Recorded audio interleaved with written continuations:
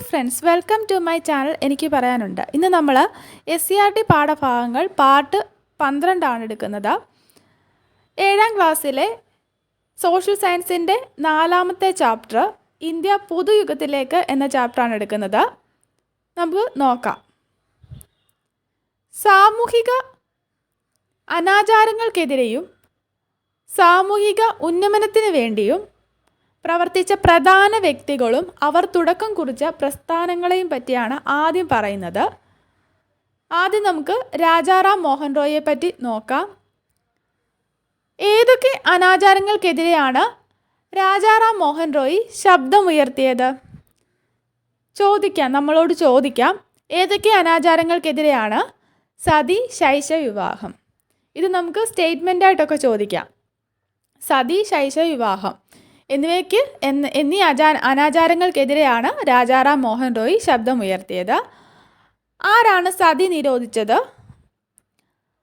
സതി നിരോധിക്കാൻ മുൻകൈ എടുത്തത് രാജാറാം മോഹൻ റോയിയാണ്. പക്ഷേ സതി നിരോധിച്ചതാരാണ്? വില്യം ബെൻഡിക് പ്രഭു ആണ്. രാജാറാം മോഹൻ റോയി തൻ്റെ ആശയങ്ങൾ പ്രചരിപ്പിക്കാനായി അദ്ദേഹം രൂപീകരിച്ച സംഘടനയാണ് ബ്രഹ്മസമാജം. ബ്രഹ്മസമാജം എന്ന സംഘടനയിലൂടെ അദ്ദേഹം പ്രചരിപ്പിച്ചതെന്താണ്? അടിസ്ഥാനപരമായി എല്ലാ മതങ്ങളും ഒന്നാണെന്നുള്ള പൊതു സന്ദേശമാണ്. അടിസ്ഥാനപരമായിട്ട് എല്ലാ മതങ്ങളും ഒന്നാണ് എന്നുള്ളൊരു പൊതു സന്ദേശമാണ് അദ്ദേഹം ഈ സംഘടനയിലൂടെ പ്രചരിപ്പിച്ചത്. അതുപോലെ രാജാറാം മോഹൻ റോയി അറിയപ്പെടുന്നത് എങ്ങനെയാണ്? ഇന്ത്യൻ നവോത്ഥാനത്തിൻ്റെ പിതാവ് എന്നാണ്. ഇന്ത്യൻ നവോത്ഥാനത്തിൻ്റെ പിതാവ് എന്നറിയപ്പെടുന്നത് ആരാണ്? രാജാറാം മോഹൻ റോയി ആണ്. ഇനി നമ്മൾ നോക്കുന്നത് സ്വാമി ദയാനന്ദ സരസ്വതിയാണ്. ദയാനന്ദ സരസ്വതി അദ്ദേഹം എന്തിനെയൊക്കെയാണ് എതിർത്തത്? ഏതൊക്കെ ആചാരങ്ങളെയാണ് എതിർത്തത്? ജാതി വ്യവസ്ഥയെയും വിഗ്രഹ ആരാധനയുമാണ് എതിർത്തത്. വിഗ്രഹ ആരാധന അതുപോലെ ജാതി വ്യവസ്ഥ, ഇതിനെ രണ്ടിനെയാണ് എതിർത്തത്. അദ്ദേഹത്തിൻ്റെ സംഘടനയാണ് ആര്യ സമാജം. അതുപോലെ തന്നെ ചോദിക്കുന്ന ഒരു ചോദ്യമാണ്, വേദങ്ങളിലേക്ക് മടങ്ങുക എന്ന് ആഹ്വാനം ചെയ്തത് ആരാണ്? സ്വാമി ദയാനന്ദ സരസ്വതിയാണ്. അടുത്തതായി നോക്കുന്നത് ജ്യോതിറാവ് ഫുലെ പറ്റിയാണ്. വിധവ വിവാഹത്തെ പ്രോത്സാഹിപ്പിക്കുകയും ജാതി വ്യവസ്ഥയെ എതിർക്കുകയും ചെയ്തു. വിധവ വിവാഹത്തെ പ്രോത്സാഹിപ്പിച്ചു, അതുപോലെ ജാതി വ്യവസ്ഥയെ എതിർത്തു. 12 വയസ്സ് വരെയുള്ള കുട്ടികൾക്ക് നിർബന്ധിതവും സൗജന്യവുമായ വിദ്യാഭ്യാസം നൽകണമെന്നു വാദിച്ചു. അധസ്ഥിത വിഭാഗക്കാരുടെയും സ്ത്രീകളുടെയും വിദ്യാഭ്യാസത്തിന് പ്രാമുഖ്യം നൽകി. അപ്പോൾ ജ്യോതിറാവ് ഫുലെ പറ്റി എന്തൊക്കെയാണ് പറഞ്ഞത്? വിധവാ വിവാഹത്തെ പ്രോത്സാഹിപ്പിച്ചു, ജാതി വ്യവസ്ഥയെ എതിർത്തു, 12 വയസ്സ് വരെയുള്ള കുട്ടികൾക്ക് നിർബന്ധിതവും സൗജന്യവുമായ വിദ്യാഭ്യാസം നൽകണമെന്ന് അദ്ദേഹം വാദിച്ചു. അതുപോലെ ആരുടെയൊക്കെ വിദ്യാഭ്യാസത്തിനാണ് പ്രാമുഖ്യം നൽകിയത്? അധസ്ഥിത വിഭാഗക്കാരുടെയും സ്ത്രീകളുടെയും വിദ്യാഭ്യാസത്തിന് പ്രാമുഖ്യം നൽകി. അദ്ദേഹം രൂപീകരിച്ച സംഘടനയാണ് സത്യശോധക് സമാജ്. സത്യശോധക് സമാജ് ആരുടെ സംഘടനയാണ്? ജ്യോതിറാവ് ഫുലെയുടെ സംഘടനയാണ്. അടുത്തതായി നോക്കുന്നത് പണ്ഡിത രമാബായിയെ പറ്റിയാണ്. ഇവർ രൂപീകരിച്ച സംഘടനയാണ് ആര്യ മഹിളാ സഭ. ആര്യ മഹിളാ സഭ എന്തിനു വേണ്ടിയാണ് രൂപീകരിച്ചതെന്ന് ചോദിച്ചാൽ സ്ത്രീകളുടെ ഉന്നമനത്തിന് വേണ്ടിയാണ് രൂപീകരിച്ചത്. അതുപോലെ പണ്ഡിത രമാബായി സ്ത്രീകൾ അനുഭവിക്കുന്ന സാമൂഹിക അസമത്വങ്ങൾക്കെതിരെ പോരാടുകയും വിധവകളുടെ ഉന്നമനത്തിനും സ്ത്രീ വിദ്യാഭ്യാസത്തിനും വേണ്ടി പ്രവർത്തിക്കുകയും ചെയ്ത വ്യക്തിയാണ്. അടുത്തത് നോക്കുന്നത് സർ സെയ്ദ് അഹമ്മദ് ഖാനെ പറ്റിയാണ്. മുസ്ലിങ്ങൾക്കിടയിൽ ആധുനിക വിദ്യാഭ്യാസത്തിന് പ്രചാരം നൽകിയത്. സർ സെയ്ദ് മുഹമ്മദ് ഖാൻ ആണ്. ഇദ്ദേഹമാണ് മുഹമ്മദൻ ആംഗ്ലോ ഓറിയൻ്റൽ കോളേജ് സ്ഥാപിച്ചത്.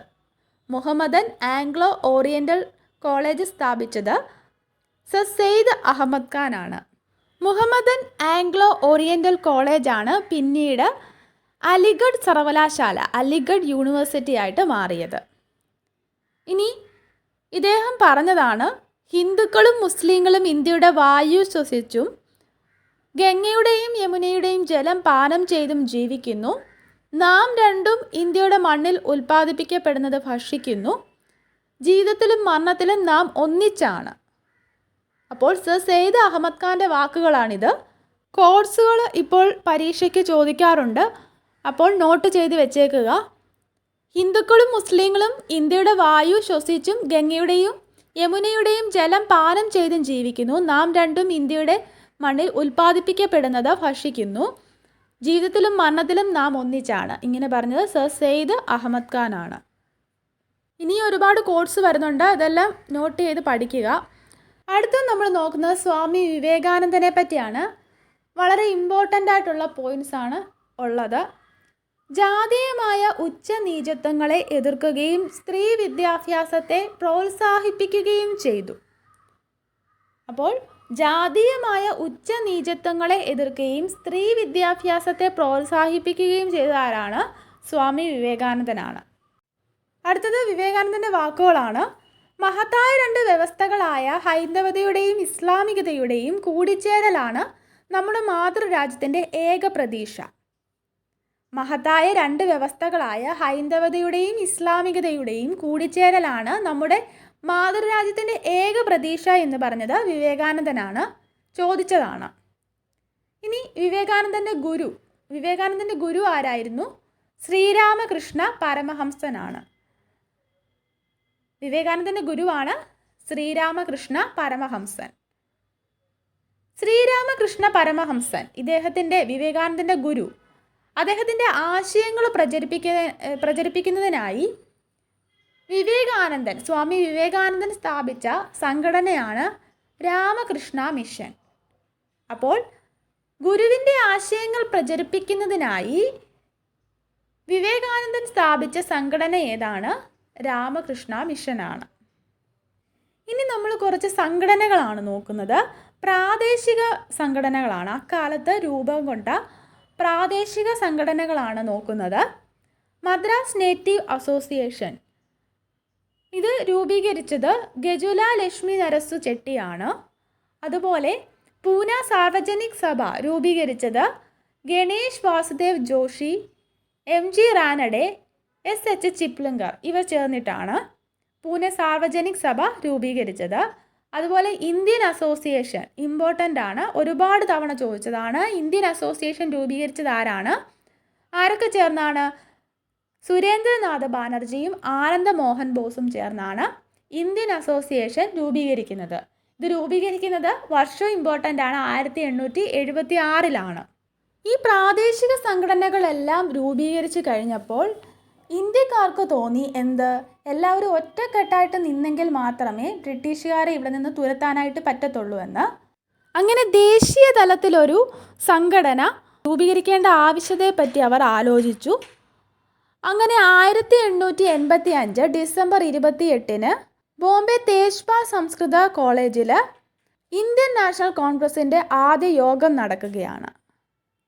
ആദ്യ യോഗത്തിൽ 72 പേരായിരുന്നു ഉണ്ടായിരുന്നത്. ഈ പ്രാദേശിക സംഘടനകളുടെ എല്ലാം നേതാക്കളായിരുന്നു ഇതിൽ ഒത്തുകൂടിയത്. ഇതിൻ്റെ അധ്യക്ഷൻ WC ബാനർജി ആയിരുന്നു. സെക്രട്ടറി ആയിരുന്നത് A.O. ഹ്യൂമാണ്.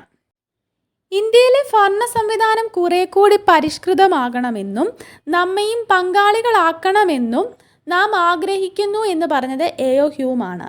ഇദ്ദേഹം ഈ ഇന്ത്യൻ നാഷണൽ കോൺഗ്രസിൻ്റെ ആദ്യ യോഗത്തിലാണ് ഇങ്ങനെ പറയുന്നത്: ഇന്ത്യയിലെ ഭരണ സംവിധാനം കുറെ കൂടി പരിഷ്കൃതമാകണമെന്നും നമ്മയും പങ്കാളികളാക്കണമെന്നും നാം ആഗ്രഹിക്കുന്നു എന്ന് പറഞ്ഞത് A.O. ഹ്യൂമാണ്. ഇനി നോക്കുന്നത് ഇന്ത്യൻ നാഷണൽ കോൺഗ്രസിൻ്റെ പ്രധാന ലക്ഷ്യങ്ങൾ എന്തൊക്കെയാണ് എന്നാണ്. ഇന്ത്യയുടെ വിവിധ ഭാഗങ്ങളിൽ നിന്നുള്ള രാഷ്ട്രീയ പ്രവർത്തകർക്കിടയിൽ സൗഹൃദബോധം വളർത്തുക, ജാതി മത പ്രാദേശിക ചിന്തകൾക്ക് അതീതമായി ദേശീയ ബോധം വളർത്തുക, ഇന്ത്യക്കാരുടെ പ്രശ്നങ്ങൾ അധികാരികളുടെ ശ്രദ്ധയിൽപ്പെടുത്തുക. ഇന്ത്യയുടെ വിവിധ ഭാഗങ്ങളിൽ നിന്നുള്ള രാഷ്ട്രീയ പ്രവർത്തകർക്കിടയിൽ സൗഹൃദബോധം വളർത്തുക, അതുപോലെ ജാതിമത പ്രാദേശിക ചിന്തകൾക്ക് അതീതമായിട്ട് ദേശീയ ബോധം വളർത്തുക, ഇന്ത്യക്കാരുടെ പ്രശ്നങ്ങൾ അധികാരികളുടെ ശ്രദ്ധയിൽപ്പെടുത്തുക. ഇതൊക്കെയായിരുന്നു ലക്ഷ്യങ്ങൾ. ഇന്ത്യൻ നാഷണൽ കോൺഗ്രസിൻ്റെ രൂപീകരണത്തോടെ ബ്രിട്ടീഷ് വിരുദ്ധ സമരത്തിന് സംഘടിത സ്വഭാവം കൈവന്നു. ബ്രിട്ടീഷ് ആധിപത്യത്തിനെതിരെ നടന്ന സംഘടിത പ്രക്ഷോഭങ്ങളെ ദേശീയ പ്രസ്ഥാനം എന്ന് വിളിക്കാം. ബ്രിട്ടീഷ് ആധിപത്യത്തിനെതിരെ നടന്ന സംഘടിത പ്രക്ഷോഭങ്ങളെ ദേശീയ പ്രസ്ഥാനം എന്നാണ് വിളിച്ചത്. സമരരീതിയുടെ അടിസ്ഥാനത്തിൽ ഈ ദേശീയ പ്രസ്ഥാനത്തെ 3 ഘട്ടങ്ങളായിട്ട് നമുക്ക് വിഭജിക്കാം. മിതവാദ ദേശീയതയുടെ കാലഘട്ടം, തീവ്ര ദേശീയതയുടെ കാലഘട്ടം, അതുപോലെ ഗാന്ധിയൻ കാലഘട്ടം. അങ്ങനെ 3ആയിട്ടാണ് തരംതിരിക്കുന്നത്. നമ്മൾ ആദ്യം നോക്കുന്നത് മിതവാദ കാലഘട്ടമാണ്. 1885 മുതൽ 1905 വരെയുള്ള കാലഘട്ടമാണ് മിതവാദ ദേശീയതയുടെ കാലഘട്ടം എന്ന് പറയുന്നത്. ഈ കാലഘട്ടത്തിലെ പ്രധാന നേതാക്കളാണ് ദാദാഭായ് നവറോജി, ഗോപാലകൃഷ്ണ ഗോഖലെ, ബദറുദ്ദീൻ തിയാബ്ജി, ഫിറോസ് ഷാ മേത്ത. ഇവരാണ് പ്രമുഖരായിട്ടുള്ള നേതാക്കൾ ഈ കാലഘട്ടത്തിലുള്ളത്. അപ്പോൾ മിതവാദ ദേശീയതയുടെ കാലഘട്ടത്തിലുള്ള നേതാക്കൾ ആരൊക്കെയാണ്? ദാദാഭായ് നവറോജി, ഗോപാലകൃഷ്ണ ഗോഖലെ, ബദറുദ്ദീൻ തിയാബ്ജി, ഫിറോസ് ഷാ മേത്ത. ഇംഗ്ലീഷ് വിദ്യാഭ്യാസം ലഭിച്ചവരായിരുന്നു ആദ്യകാലത്തിലുള്ള ഈ നേതാക്കളെല്ലാം. പരാതികളിലൂടെയും പ്രമേയങ്ങളിലൂടെയും പ്രതിഷേധങ്ങളിലൂടെയുമെല്ലാം പൊതു ആവശ്യം ബ്രിട്ടീഷ് സർക്കാരിൻ്റെ ശ്രദ്ധയിൽപ്പെടുത്താനാണ് ഇവർ ശ്രമിച്ചത്. ചോർച്ച സിദ്ധാന്തം ആരുടെ സംഭാവനയാണ്? ദാദാഭായ് നവറോജിയുടെയാണ്. എന്താണ് ചോർച്ച സിദ്ധാന്തത്തിലൂടെ ഇദ്ദേഹം പറയുന്നത്? ബ്രിട്ടീഷുകാർ നമ്മുടെ സമ്പാദ്യമൊക്കെ ചോർത്തിക്കൊണ്ട് പോവുകയാണ്. അതെങ്ങനെയാണ് ചോർത്തിക്കൊണ്ട് പോകുന്നത്? സംഭാവനകളിലൂടെയും അതുപോലെ നികുതികളിലൂടെയും ഒക്കെ നമ്മുടെ ഇവിടുത്തെ വിഭവങ്ങൾ അവർ കൊള്ളയടിക്കുകയാണ് എന്ന് പറയുന്നതാണ് ചോർച്ച സിദ്ധാന്തം. ഇനി ബംഗാൾ വിഭജനം നടക്കുന്നത് എന്നാണ്? 1905 ആരാണ് ബംഗാളിനെ 2ആയിട്ട് വിഭജിക്കാൻ വേണ്ടി ഉത്തരവിടുന്നത്? കഴ്സൺ പ്രഭുവാണ്. അപ്പോൾ 1905 ബംഗാളിനെ 2ആയിട്ട് വിഭജിച്ചത് ആരാണ്? കഴ്സൺ പ്രഭുവാണ്. ഒന്നിച്ചു നിൽക്കുന്ന ബംഗാൾ ഒരു ശക്തിയാണ്. ബംഗാളിനെ വിഭജിച്ചാൽ ശക്തി കുറയും. നമ്മുടെ ഭരണത്തെ എതിർക്കുന്നവരുടെ കരുത്ത് ചോർന്നു പോകും. ഇങ്ങനെ പറഞ്ഞത് ആരാണ്? റിസ്ലെയാണ് ഇങ്ങനെ പറയുന്നത്. ചോദിച്ചിട്ടുള്ളതാണ്. അപ്പോൾ റിസ്ലെ ആരായിരുന്നു? 1904 നമ്മുടെ ബ്രിട്ടീഷ് ഇന്ത്യയുടെ ആഭ്യന്തര സെക്രട്ടറി ആയിട്ട് ഇരുന്ന ആളാണ്. ആ സമയത്ത് ഇദ്ദേഹം പറയുന്നതാണ് ഇങ്ങനെ. ഇനി ബംഗാൾ വിഭജനത്തിന് ശേഷം ബംഗാൾ വിഭജനത്തിനെ പ്രതിഷേധിച്ച് ടാഗോർ പറയുന്ന വാക്കുകളാണ് ഈ പറയുന്നത്. പശ്ചിമ ബംഗാളും പൂർവ്വ ബംഗാളും ഒരു ഹൃദയത്തിൻ്റെ 2 അറകളാണ്.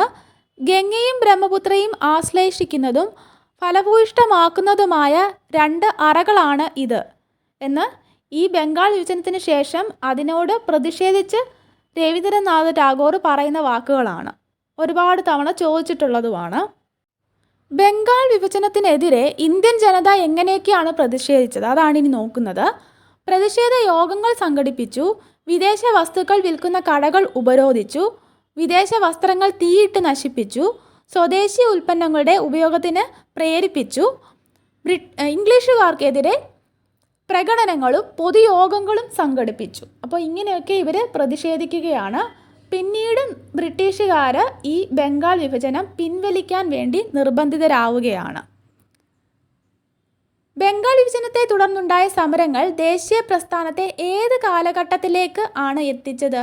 തീവ്ര ദേശീയതയുടെ കാലഘട്ടത്തിലേക്കാണ്. അപ്പോൾ മിതവാദി ദേശീയതയുടെ കാലഘട്ടം കഴിയുന്നു. പിന്നെ ഉണ്ടാകുന്ന കാലഘട്ടം 1905 ശേഷമുള്ള കാലഘട്ടം എന്താണ്? തീവ്ര ദേശീയതയുടെ കാലഘട്ടമാണ്. ഈ തീവ്ര ദേശീയതയുടെ നേതാക്കൾ ആരൊക്കെയാണ്? ബാലഗംഗാധര തിലക്, ബിപിൻ ചന്ദ്രപാൽ, ലാലാ ലജ്പത് റായ്. പാൽ, ലാൽ, ഇങ്ങനെയാണ് ഇവർ അറിയപ്പെട്ടത്. ബാലഗംഗാധര തിലക്, ബിപിൻ ചന്ദ്രപാൽ, അതുപോലെ ലാലാ ലജ്പത് റായ്. ലോകമാന്യ എന്ന് ജനങ്ങൾ വിളിച്ചത് ആരെയായിരുന്നു? ബാലഗംഗാധര തിലകിനെയാണ്. അപ്പോൾ ലോകമാന്യ എന്നറിയപ്പെട്ടത് ആരാണ്? ബാലഗംഗാധര തിലകായിരുന്നു. അദ്ദേഹത്തിൻ്റെ 2 പത്രങ്ങളാണ് വളരെ ഇമ്പോർട്ടൻ്റ് ആണ്. മറാത്ത കേസരി എന്നത് അദ്ദേഹത്തിൻ്റെ 2 പത്രങ്ങളാണ്. മറാത്ത ഇംഗ്ലീഷ് പത്രമാണ്, അതുപോലെ കേസരി എന്നത് മറാത്ത പത്രവുമാണ്. ചോദിച്ചിട്ടുള്ളതാണ്. ഇനി ഇദ്ദേഹത്തിൻ്റെ വാക്കുകളാണ്: സ്വാതന്ത്ര്യം എൻ്റെ ജന്മാവകാശമാണ്, ഞാൻ അത് നേടുക തന്നെ ചെയ്യും. സ്വാതന്ത്ര്യം എൻ്റെ ജന്മാവകാശമാണ്, ഞാൻ അത് നേടുക തന്നെ ചെയ്യും എന്ന് പറഞ്ഞത് ആരാണ്? ബാലഗംഗാധര തിലകാണ്. ഇനി സർവേന്ത്യ മുസ്ലിം ലീഗ്, ഇത് ധാക്കയിൽ രൂപീകരിച്ചത് ആരാണ്? നവാബ് സലീമുള്ള ഖാനും ആഗാഖാനും ചേർന്നാണ്. ആഗാഖാനും നവാബ് സലീമുള്ള ഖാനും ചേർന്നാണ് 1906 ധാക്കയിൽ വെച്ച് സർവേന്ത്യ മുസ്ലിം ലീഗ് രൂപീകരിക്കുന്നത്. അപ്പോൾ ചോദിക്കുന്നതാണ്, സർവേന്ത്യ മുസ്ലിം ലീഗ് ഏത് വർഷമാണ് രൂപീകരിച്ചത്? 1906-ലാണ്. ഇനി 1907 സൂററ്റ് പിളർപ്പ് ഉണ്ടാകുന്നു. എന്താണ് സൂററ്റ് പിളർപ്പ്? INC-യുടെ സൂററ്റ് സെഷൻ, അതിൽ മിതവാദികളും തീവ്രവാദികളും തമ്മിൽ അഭിപ്രായ വ്യത്യാസങ്ങൾ ഉണ്ടാവുകയും അവർ രണ്ടായിട്ട് പിരിഞ്ഞു പോവുകയും ചെയ്യുന്ന സമ്മേളനമാണ് സൂററ്റ് സമ്മേളനം. അപ്പോൾ ഈ ഒരു സംഭവമാണ് സൂററ്റ് പിളർപ്പ് എന്നറിയപ്പെടുന്നത്. 1907-ലാണ് സംഭവിച്ചത്. ഇനി ഹോം റൂൾ പ്രസ്ഥാനം. ഹോം റൂൾ പ്രസ്ഥാനം ആരൊക്കെ ചേർന്നാണ് രൂപീകരിച്ചത്? ബാലഗംഗാധര തിലകും ആനി ബസന്റും ചേർന്നാണ്. ആനി ബസന്റ് 1914-ലാണ് ഹോം റൂൾ പ്രസ്ഥാനം രൂപീകരിക്കുന്നത്. ഇനി ലക്നൗ സന്ധി നടക്കുന്നത് 1916-ലാണ്. പിരിഞ്ഞുപോയ മിതവാദികളും തീവ്രദേശീയവാദികളും ഒന്നിച്ച് പ്രവർത്തിക്കാൻ തീരുമാനിക്കുന്ന സമ്മേളനമാണ് INC-യുടെ ലക്നൗ സമ്മേളനം. ഇതാണ് ലക്നൗ സന്ധി എന്ന പേരിൽ അറിയപ്പെടുന്നത്. 1916-ലാണ്. വീഡിയോ ഉപകാരപ്പെട്ടെങ്കിൽ ലൈക്ക് ചെയ്യുക, ഷെയർ ചെയ്യുക. Thanks for watching.